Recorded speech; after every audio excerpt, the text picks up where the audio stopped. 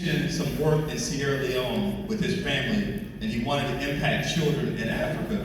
And he has an amazing update. I just want to give him a couple minutes to give us an update. And he's facilitating a session to share more about this, but this is incredibly important, and it shows what being intentional can do. Can we please recognize Jabril? Thank you, Andy. 5 years ago, I would say 5 years and 3 weeks ago, I spoke to Willie about a vision that I had for Sierra Leone. And the morning of the conference, I shook his hand. He said, "Remember what you said to me?" I said, "Yeah." He said, "Talk about that this afternoon." And I was shocked. But that same day, I was getting footage of our village, our school. We educate 250 kids a year in my family's home village. We have the only school that's in that probably 14-mile area. So that day, we were getting footage of new desks that were being made so kids didn't have to sit on the ground. And the question that I asked that day was, I had this idea came to me. I see all these tables, people looking good, and I thought, well, what could a table do? And I started tallying all the things we did, and 250 uniforms, 20 handmade desks, like the old school long benches, etc. And it was $1,100 at the time. And the goal was to announce Rebuild the Village Africa coming spring 2020. Well, we all know what happened spring 2020. But that didn't mean the need went away. And when I got on the stage, or before I got on the stage, I realized this is the first time, regardless of when the request came, this is the first time my people, who often don't feel like they're even heard in their own country, are going to be spoken about.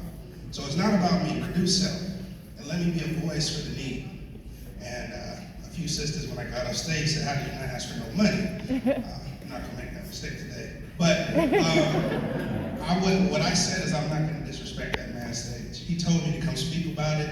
I'm going to trust that whatever's for us is going to be for us. I'm going to do the work. And what's happened since then, I'm just going to tease a little things we're going to talk about.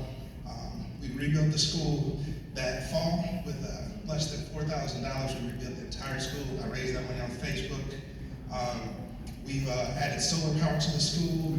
We have kids that parents can't read or write who are graduating with honors. We've been going on for 20 years. So we have kids that graduate.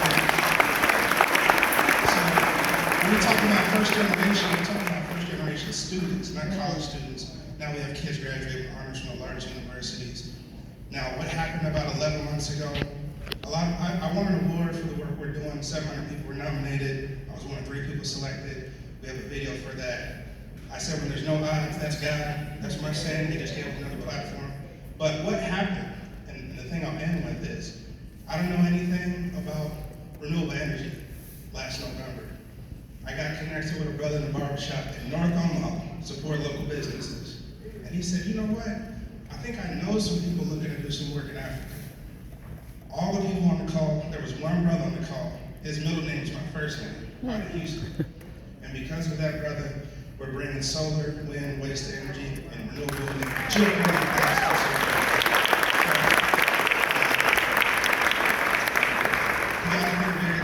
We can impact North Omaha and the world if we just change our mindset. Let's think bigger and impact the diaspora. Let's show some love. Vision. Can I say intentional?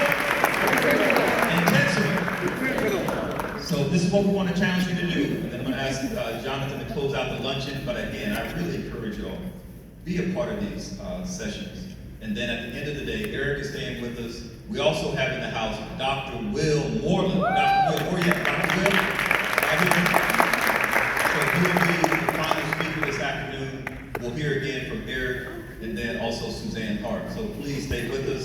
We'll go into the breakout roundtable. We want it to be interactive. We want to support the businesses and the vendors that are out here. Again, even if you just came for lunch, come support the vendors, do business at the tables, get into the roundtables, and then let's close out with Dr. Will this afternoon. Again, we'll hear from neighborhoods and civic engagement, the voting, the health, again, education, doing business with Africa, ERGs, diversity, DEI has been under attack. How do we address it in our city? How do we continue to expand? And also entrepreneurship will be one of the sessions. Can we, one more time, celebrate each and every organization that has rolled up their sleeves and committed to being a part of a collective? Can y'all celebrate?